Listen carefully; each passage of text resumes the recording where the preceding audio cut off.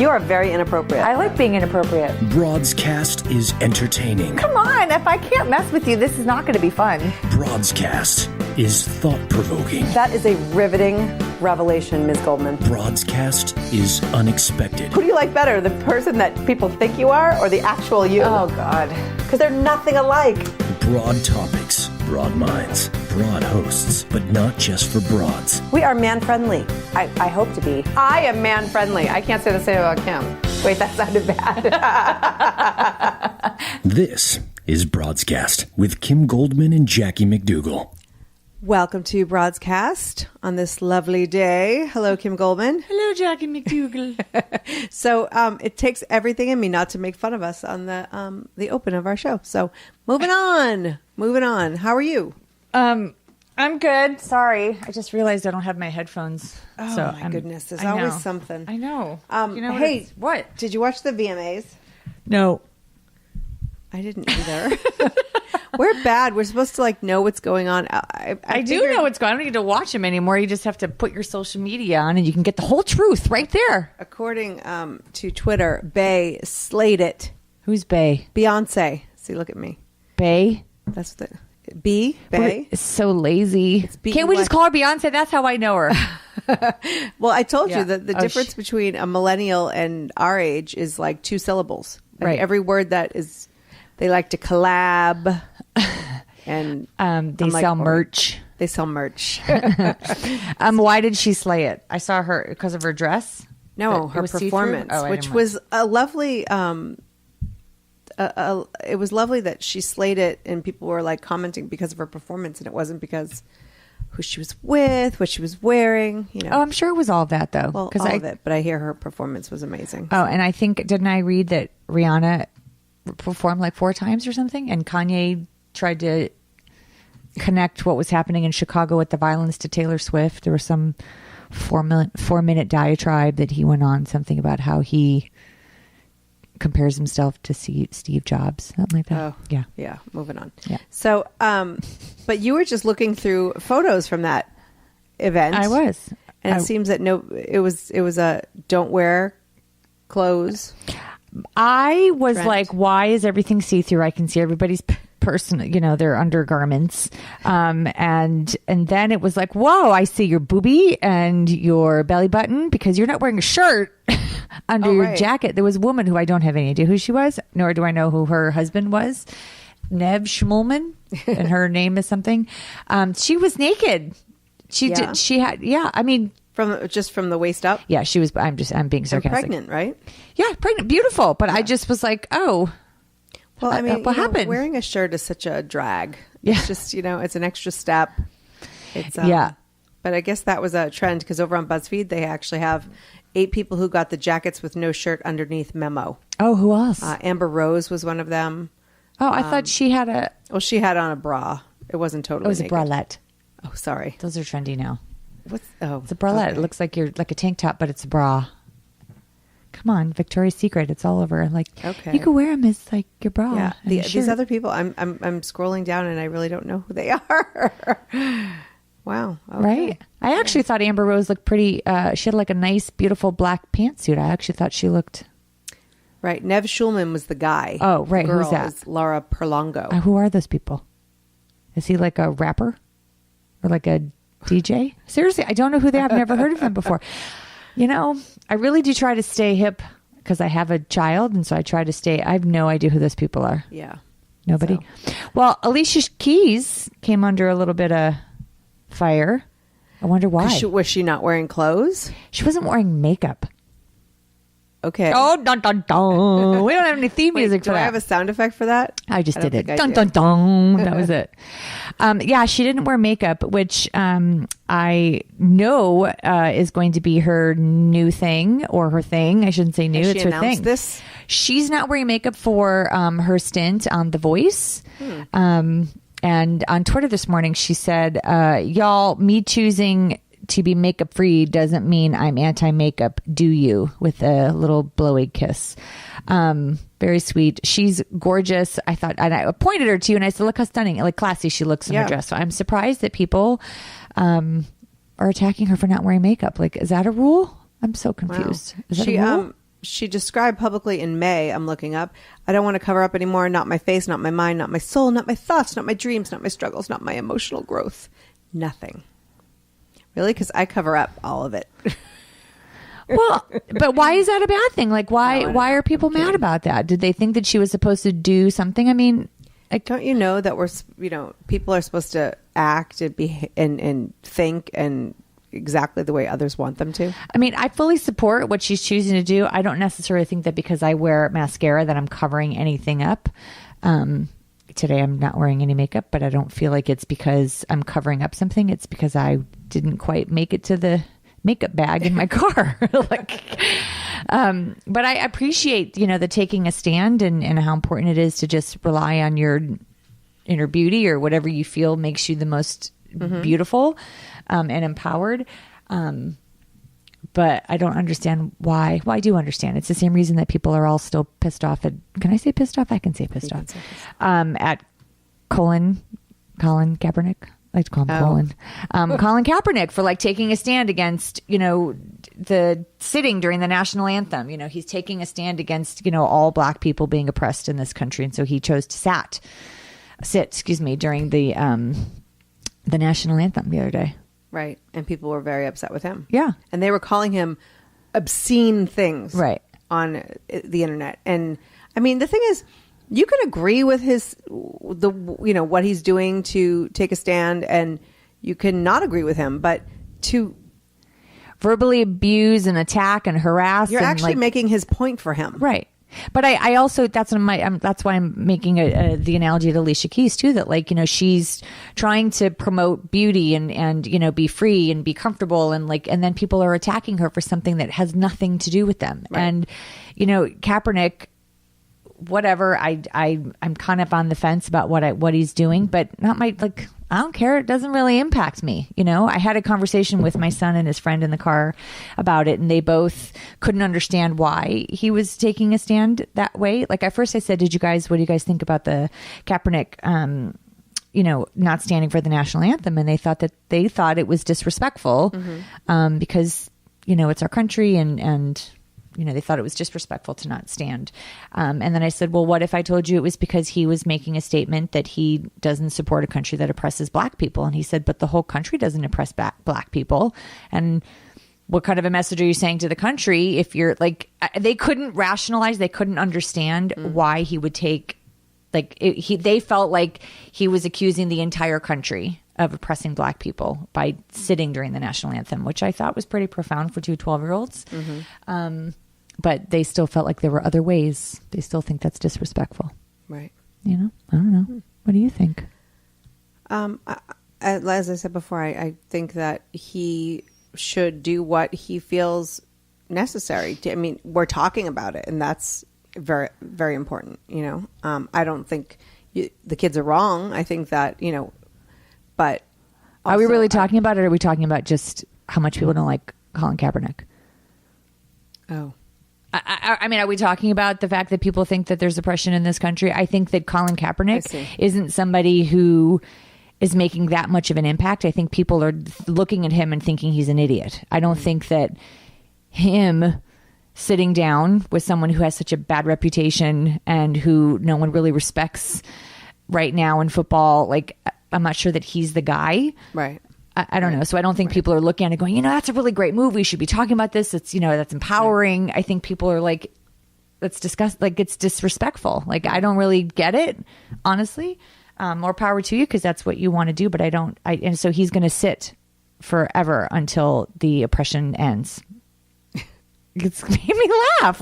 This guy, who is one of the highest paid quarterbacks in the NFL, I don't know, kind of makes me chuckle a little bit. All right. You leave me hanging a lot. What do you mean? So move on to wieners. I don't have a huge opinion. I express my opinion, but sometimes I don't have to be the one who's blah, blah, blah, blah, blah. Because I feel like I often, I know. Look at him taking a back seat, Kim Goldman. So what was it? Wieners. What? Schwieners. Yeah, Anthony Weiner. So I didn't know he was still a thing. Years ago, his political career was just annihilated because of his infatuation with sexting, and now he's been caught again. He's and this time he was sexting supposedly, allegedly, a woman,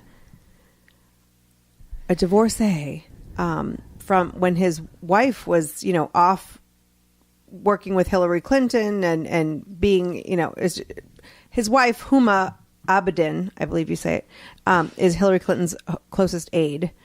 So she was off with Hillary and he was home with their 4-year-old son, and he was sexting, and his kid got into bed and he sexted a picture of him, clearly at a place, he had underwear on, but like at a place where there was inappropriate stuff happening, and his son was next to him, and so that was given out to the world that he is sexting a woman who is not his wife, pictures with his 4-year-old son right next to him. So in that picture, all of that was deduced? Like, do we know that was all happening? Because the woman is anonymous. The woman went to the New York Post with the story. So it makes, and she won't reveal who she is. She knows that he's married. And I'm just curious. Like, there was a lot of things based on the articles that I've read that are all things that have happened back in 2015. I didn't really see anything that was current, except for that picture. And I don't know that I know when exactly that picture was taken or that it just came out. And I think he said, "Oh, look who just joined me." And like his kid crawled into bed with him. That's the way that I understood it. Yeah. I mean, I don't know. Well, it's a New York Post, so we'll take it for that. Yeah. And she's anonymously talking to the New York Post. Yeah. But this is a wife. And she's sending pictures of herself. And as of this morning, his wife has announced that they're separating. Yeah. So that took a little while. That took a minute.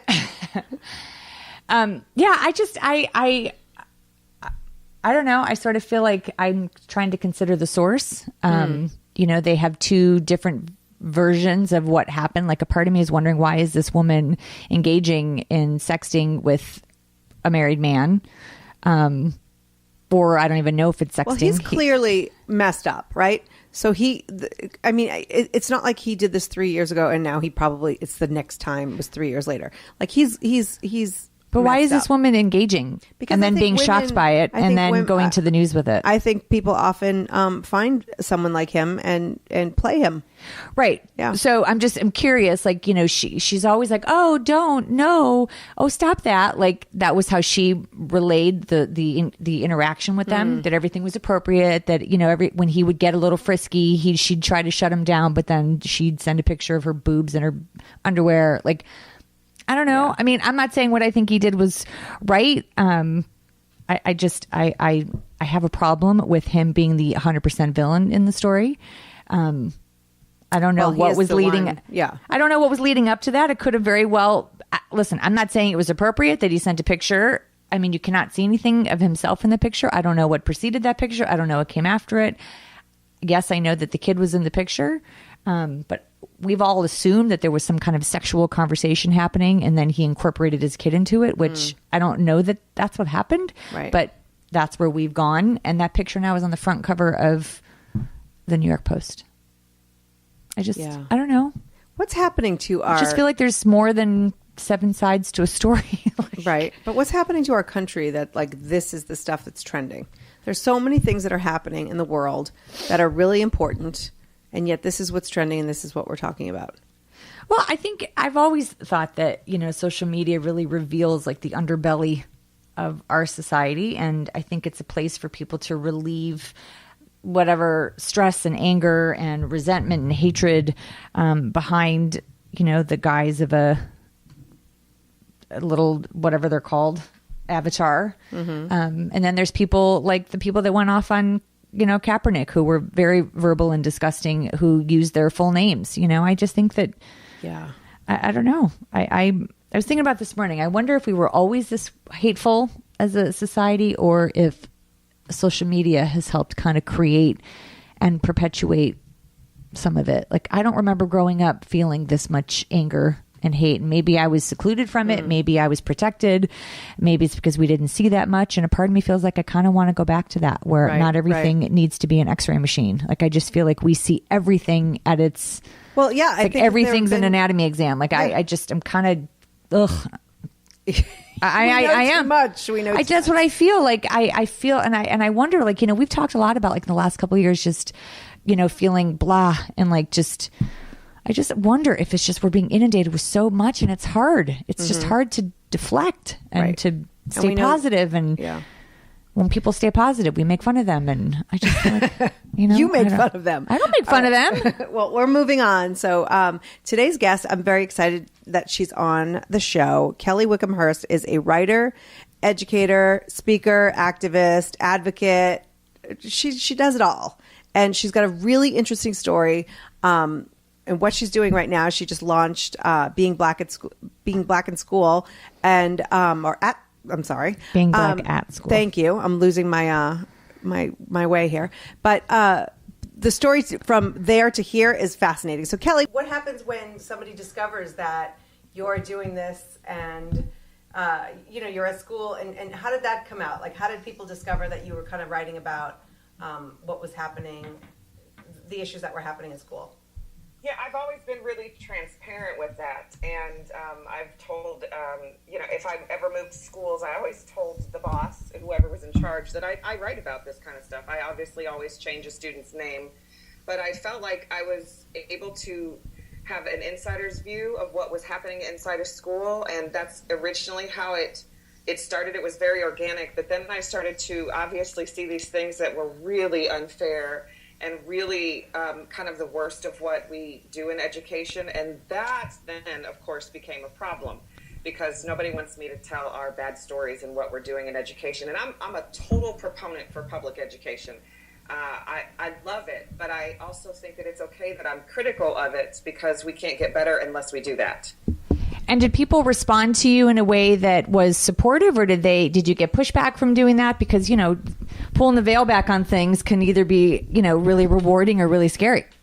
Yeah, I would say it was about 70-30. 70% of the people were very supportive and really enjoyed that I was telling the truth about it. And 30% of the people were probably upset that I was pulling back that veil and being critical about things that we do in school, which, again, they didn't like. And I had the last boss I had absolutely hated it, because she always felt as if I was making fun of our school or saying that our school was doing some bad things. But really, and to me, that's kind of ridiculous, because you're either going to be upset that I'm telling the story, or you're going to be upset because this is the behavior we have in a school and we should make some changes. So it's not always been fun on my end to do this. So what were some of the things that you were experiencing at school that you felt like you needed to stand up against?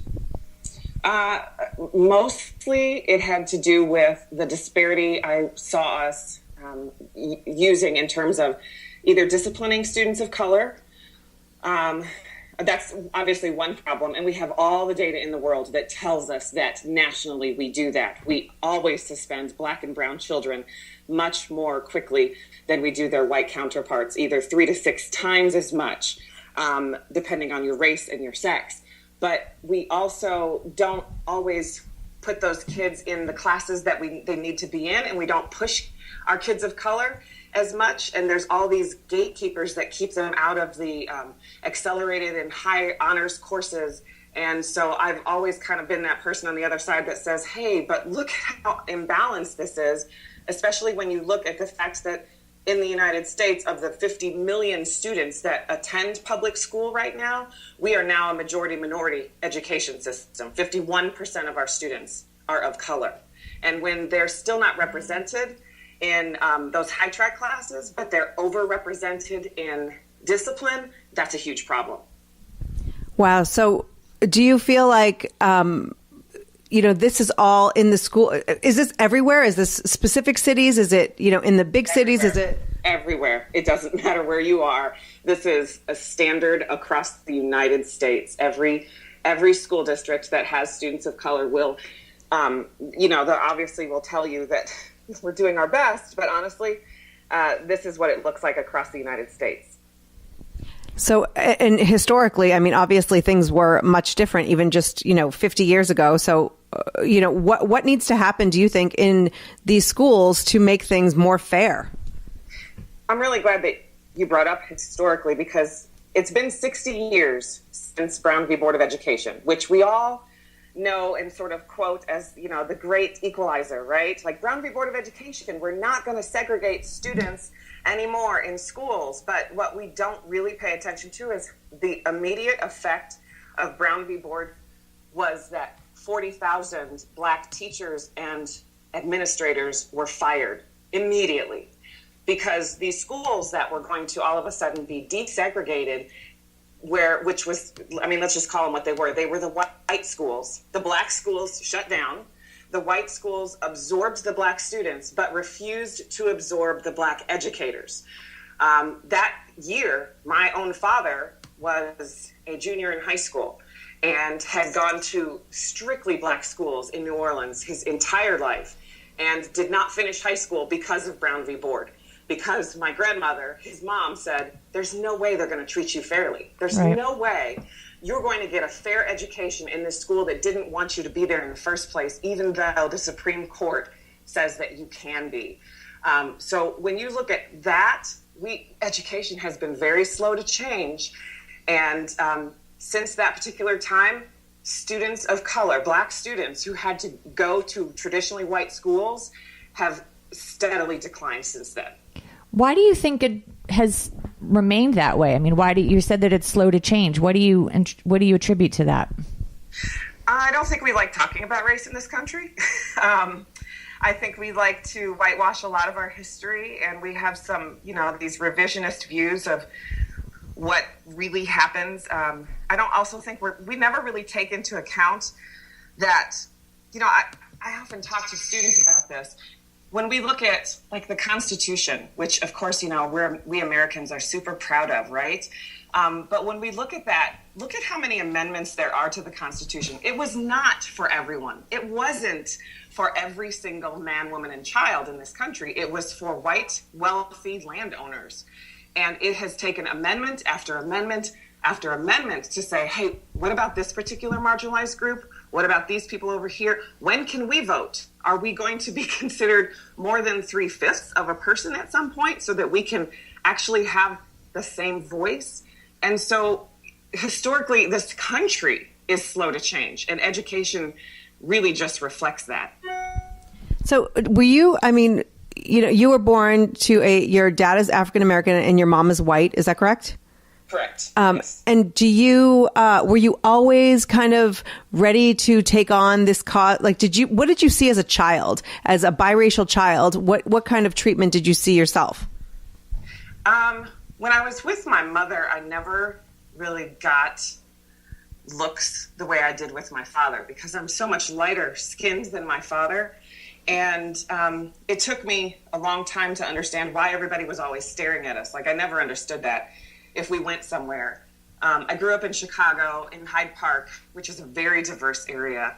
And it wasn't until we would start leaving that area that I sort of noticed that people were constantly looking at us or wondering about us. And then all the questions started to come, who do you belong to? And I remember being about 4 years old when I was with my dad once, and this woman accosted us and yelled and screamed at him and said, "Where did you get her? Whose baby is that? Whose kid did you kidnap?" And I remember being terrified as a child. I mean, can you imagine when you're 4 and your parent is yelling at a stranger and they're yelling at your parent? It's very scary. And so I started to develop this, I guess, awareness of exactly how my life was going to be. Like, am I always going to be challenged? Is this always going to be difficult? Will I ever be able to just be a regular person in this world? And so I started to really see things in, I hate to be such a cliche, but in black and white. We would go to New Orleans and spend summers there with our family, and that was our Black family. But then we would go and sometimes visit my mom's family up in South Dakota, which was the white family. And so to me, it was just very obvious. I could see the lines, but I could also see how things were not very fair. And I guess I should say, I also know and recognize that I benefit from light skin privilege. I know that if I walk into a store with my father, that he'll be the one that they'll follow, but not me. Does that make sense? Right. Yeah. Yeah, it's it doesn't make sense, but you well, no, I mean, based on what you're saying, but you said something earlier about how our Constitution has so many amendments and how we've as we've evolved, or sophisticated ourselves as a country, that we have made amendments and have made adjustments based on what we now know are statistics and we're moving ahead, maybe not at the pace that some of us would wish, but like, do you see that as a positive, or do you see that as, why is it not moving faster? Or like, because I look at that and think, yeah, we started out one way and look how far we've come in some degree. And then Jack and I always talk, I feel like in some ways we're a less accepting country. Like I feel like I can't keep track of what everybody wants and all the rules that are broken and the rights that I'm violating or I'm not my head is spinning constantly. But in this big picture, I sort of feel like I feel like we've moved light years ahead of where we used to be. And isn't that what we're supposed to do as a country? Yeah, no, I see exactly what you're saying. I think there's, when we think about racial segregation, especially, of course, in public schools, and I'm going to make this a much broader statement than just schools, but we've got de facto segregation and de jure. So, we have things that are not legal anymore, but we still have practices that are in place. Things like housing. Even my own parents, when they went to get their first loan, my mother had to go get the loan because she was white, because my father as a black man wouldn't have been able to get it. And this is in, my lifetime. I'm 45 years old. And when I look at American history, I think, yeah, that stuff should totally be done and we should be finished with it. But even my own parents had to get around some things because even though it's no longer legal, people still have these practices. Right. And beliefs. I mean, look at things like Airbnb. Look how much trouble they get in right now because if you have a black sounding name, they'll suddenly tell you that the place is rented. But if you have a white sounding name, then you get, you obviously can get a place. But there's a lot of practices and I guess we have to look at this whole entire, globe here and say, we've got issues of housing. There's health issues. When we think about neighborhoods that are stuck in poverty and how transportation is not even available to some people to get out of their neighborhoods, and how, the ghettos, even in Chicago, that were obviously 50, 60 years ago, that was exactly where you wanted to put all of those black people because you didn't want to live near them, so to speak. Cabrini Green. And then Cabrini Green, which is now like the number one place to live because it was prime real estate. Right. It was when people went, wait a minute, we could have a lot of money. Let's tear this down and make these people move again. So, it's so many different things. And yeah, I know that what the law says, but there's a letter of the law and the spirit, right? Right.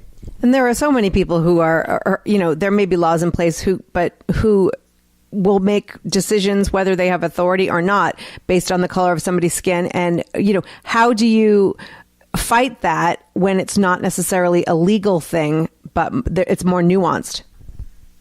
So I wrote about that on Heather Armstrong's website, which she graciously let me use to illustrate an example of something that I would watch over and over, which is the difference in the way we treat black students and white students in our buildings. White students do not get kicked out of class for the same things. And so here's what research tells us. White students will get kicked out of class for things you can see. Hitting, kicking, pushing, having a tantrum. Black students get kicked out of class for things you cannot see. Having an attitude, being insubordinate. These are all things that are left up to the adult to decide whether or not a child is being disrespectful. And black students will tell you that they absolutely have that behavior sometimes. And of course they get to, they're children, but that their white counterparts do not get kicked out for the same exact thing. And you were seeing you were seeing this in your own school where you were working as a was it a guidance counselor? Correct. Yes. And within a week's time, we had a white student who brought marijuana to school, who obviously had the punishment that's doled out for that, which is, being out of school for a week. And then when he came back to school, we had all of these supports in place, and he was meeting with the social worker, and he was meeting with me on his grades, and I was putting in some interventions for him so that he could get his grades back up. And we had all of these things we were doing for him. And then the following week, a Black student skipped school for one day, and the principal thought she would have the police talk to him about it, which I immediately disagreed with. And she fought back on that and said, no, I want him to know exactly what's going to happen in his life if he does this. And I said, that's not protocol. We're the educators here. And if we're paying any attention to the news, you call the police on a Black child, that could have escalated. He could have been handcuffed. He could have been arrested. And then her response to me was, well, I was going to have it was a white police officer, but she said, I was going to have a Black police officer talk to him too. And I thought, so our response to a kid who skipped school is to call 2 police officers on him? That makes absolutely no sense. Well, especially when the white kid was receiving, services for drugs. Several services. And here's the deal. I didn't disagree with those services for him. That's exactly how we should have responded, but we responded very poorly to the Black student. And his mother even said, I thought that that's what you guys were supposed to do. And so I had to call her and say, no, it's not. And so is that when you were kind of writing about those things or how did you handle that it sounds like you were just not just, but a guidance counselor. So how could you change the thought process at that school to make a difference? Or were you just up against something that wasn't flexible? Yeah, it was inflexible. And I felt like what my experience had been that every single time I tried to bring something up like this to just point out and say, hey, maybe we're not being fair here, that people tend to get really mad when you bring up issues of race and end up calling you a racist instead of looking at their own behavior and their, taking responsibility for it. So I was getting increasingly frustrated. And over, I think, this last year, even more so, we have every single summer, we have had Black death. We have had a Black person who has been killed or is somehow mysteriously severs their own spinal cord or dies in jail by suicide. And we're still not really responding to this in school systems. So we have kids that are coming to school every single fall who look at the news and say, am I going to be next? Is that going to be me? Am I not going to live? And we're not responding to the social and emotional needs of those children. And I completely disagree with that and think that we can do a whole lot better in education. And so, when these things are happening in the world and you're going into school and you're trying to fight it, like what exactly is happening when you are approaching, the superintendent or the school district and trying to invoke, what kind of reaction were you getting? To stop bringing it up. And my boss actually started to complain about me to the point where I got moved to another school. So I was disciplined. And I was the one that was punished for bringing this up and was sent to another building. And at that point, I said to my family, my husband, I said, I'm just going to keep moving around from school to school and we're never going to deal with this. I have to do something different. I can't stay here anymore. And so you quit. Which is huge. Peace out. Wow. So what was how did that go down? Not pretty. It's one of those things. I have just enough online clout and I have just enough of a following online. I think that my school district, rightfully so, is just a tiny bit afraid of me. And I don't think that's a bad thing, And here's the deal. When you're like on the right side of of an issue, I still sleep really well at night. I still know that I went to bat for those kids every single day that I went in there. I just couldn't do it from that position anymore. And that's when I started being Black at school, because I just thought, if I can't change this from the inside, I'm going to try to change this from the outside. And so I haven't gotten any love from my district. They're not They're not happy that I'm telling these stories right now. But again, I'm not going to put any effort and energy into worrying about that, because really it should be a reflection piece, right? So we should be able to look at how we are structuring the day for every single student, if every student really matters. And we should be able to say, hey, we're going to implement something that's going to make a difference here, because we can't keep looking at this data over and over and just admiring it. We have to do something with it. Are you on your own in this? Like, do you have other teachers or parents or other counselors that are willing to stand in your corner and shout as loud as you are? Or are you kind of like the rogue? I'm the sole person right now. I've partnered with an educator who writes curriculum, and we're going to work on that together. And I've partnered with a student, actually, who's getting his PhD for the research and data piece. And so right now they're really helping me, because they believe in this work, but it's just me. I'm the only person, and I have no income. I'm trying to figure out how to make this work. But that's the really cool part about just sort of stepping out there and saying, hey, I really believe in this. I think that it's really important. And then hearing from people go, oh my gosh, that is terribly important. How can I help support you? And so that's what I've been working towards for the last month. So if you're just joining us, we're listening. We're talking we are with Kelly Wickham Hurst, who has created Being Black at School, which I have to say, from the second I saw it on just your Facebook page, it has exploded.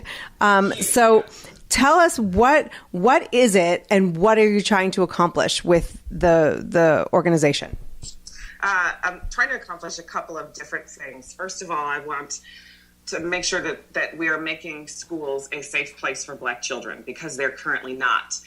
And so I'm working on some curriculum and a 10-step guide so that people who want to make change locally in their school systems can do that. It starts with, obviously, we have to have a common language about cultural competency. And we have to look at historically where we've been, even local history. Like, people don't even know how the Brown v. Board affected their local schools, or how some schools, due to urban sprawl, have been able to get ahead, where you have, inner city schools that continue to struggle. And obviously, I want to listen to those lived educational experiences of the students and the parents themselves. They don't have a voice. They don't get to tell schools exactly how they feel. And they are as written off as I was inside the building, as a person who was supposed to be able to affect some of this change. So what we're doing is working on the curriculum for teachers, and then we're also working on something for parents as well. And are you doing anything for kids? Well, the kids are a part of it, because that's the experience part. So what my goal is to be able to go into a school, work with the staff around this entire issue, take all of their data, take all of everything that they bring, and then work with the kids so that they can have a voice in that, because that's crucial. They will tell you what I've learned as a guidance team. They will tell you anything when you give them the space to do it, and when you tell them that it's a safe place to be able to be critical. So in my every other day life, I run a nonprofit organization that counsels teenagers, and I live and work in a community that is very conservative. And we don't like to talk about certain things. And I'm always surprised by that, because I feel like if the district was open and willing to be honest about it and talk about it, that it would probably make people be more attracted to the district, because you're saying, wow, they're heading, they're tackling these topics head on, like sex or pregnancy or depression or suicide. Our school just doesn't want me to talk about it. So I have to go in stealth, right?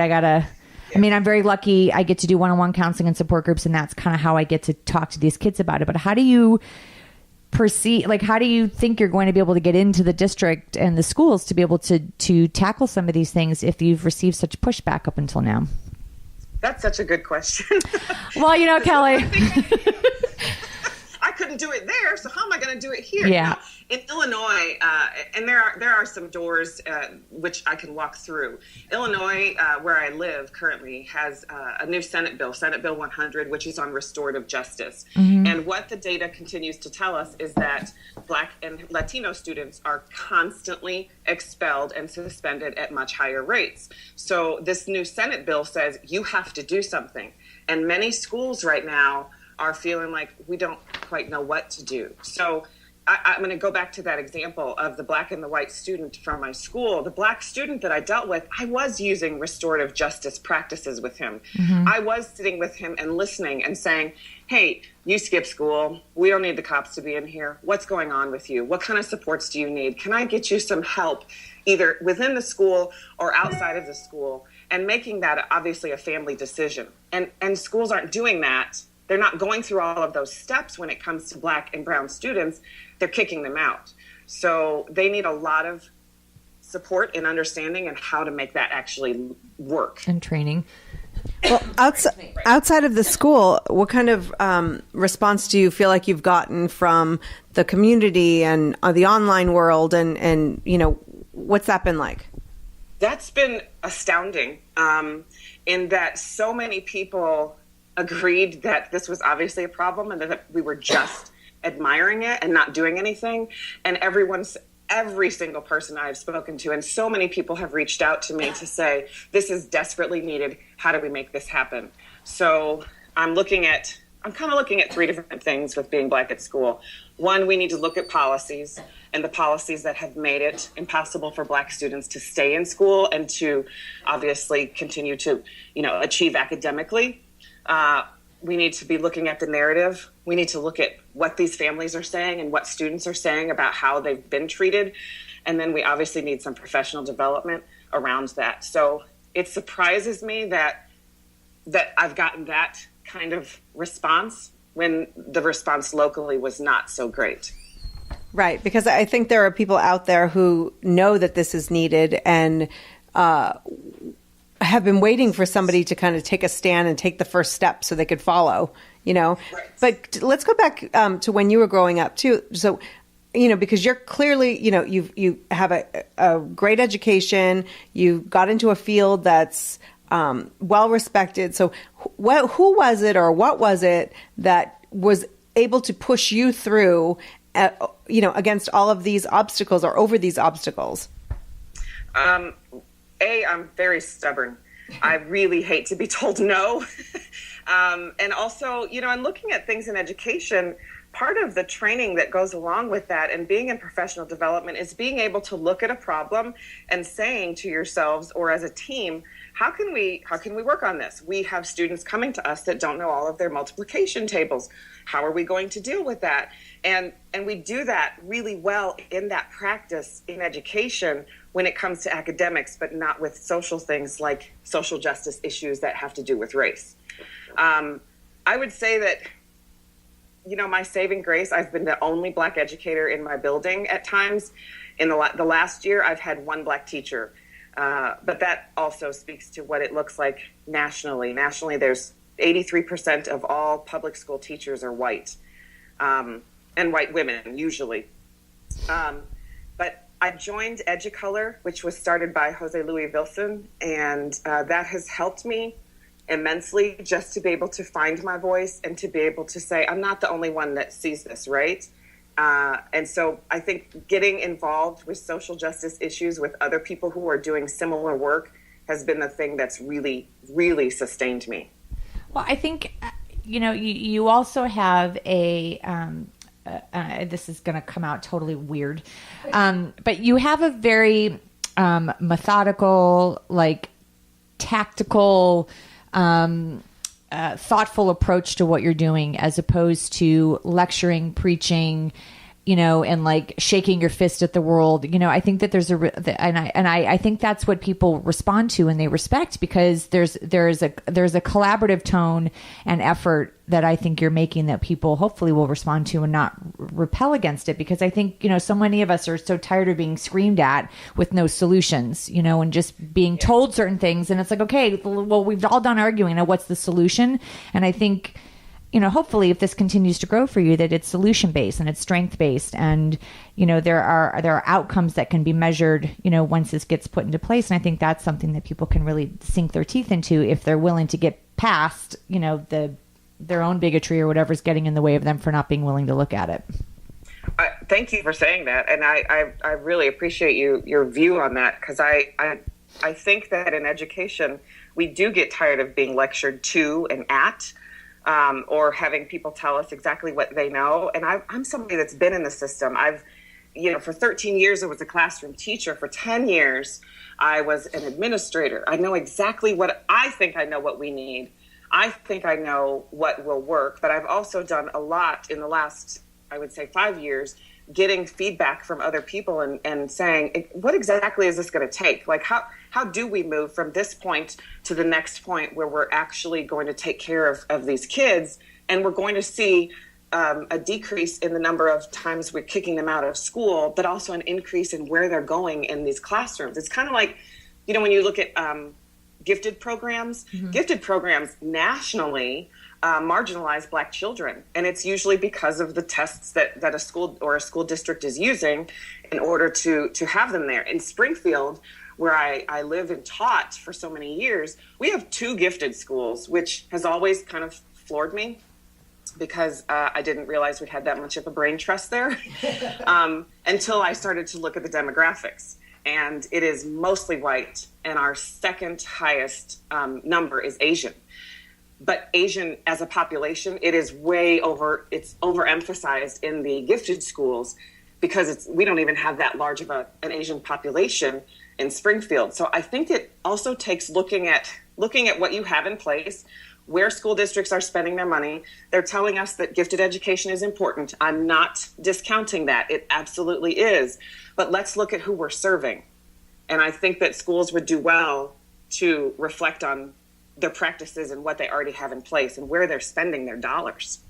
Right. If you were, let's talk for a minute about what's happening at home. So if you're if being Black at school was able to go into a home, whether it's a white home or a Black home, how could we educate those families and those kids so they don't necessarily follow the path that their parents have created? Because I think that a lot of these kids are learning, from their parents, the white parents, if they're racist or they have preconceived notions, they just carry those on. But I also have seen, some African-American children who don't necessarily believe that they are worth the fight because they haven't been taught that also.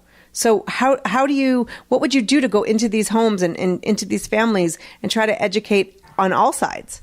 That's a huge undertaking. And I think what it made me think of instantly is the fact that we are, even though it's very slow, I would say that we are as a nation finally having some really important conversations about race. I've seen it a change over the last couple of years, and especially in terms of white friends of mine who have finally said, hey, I think that this thing you're talking about is an actual thing, and I want to know more about it, and also I want to know what I can do. My view on that is that really these institutions that we've built, they're systemically racist. And we built them that way. And so we have to unbuild them, right? So we want to dismantle them, which means that somebody mantled them in the first place.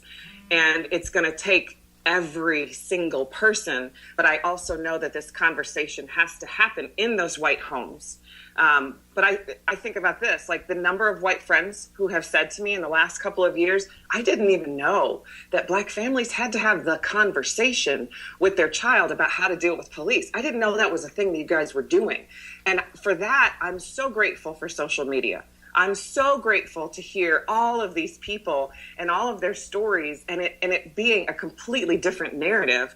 But I think it's not just going into those homes. I also think we're teaching kids who are not all picking up on what their families are trying to teach them about racism. I think especially with 6th through 8th graders, which is the grade level that I've just completed working with, those kids get it. They see it. They're all connected. They're very tech savvy. And they want to make the change too, but they don't know how. They are as frustrated as adults are who want to see this system be changed. Did that answer your question? Absolutely. And I think that, those kids aren't spending day and night at home. That's just that's their first teacher, obviously, or their parents. But if we can somehow educate them outside of the home in a way where they discover, that maybe things that were said or beliefs that were held aren't necessarily what's best for them, or what's best for everybody. But Kelly, where can people find you and how can they get involved? You can get involved by going to beingblackatschool.com. And I'm obviously doing crowdfunding in order to make this work possible. And people can also find me at kellywickham.com and on Twitter as at Mocha it's just an old name.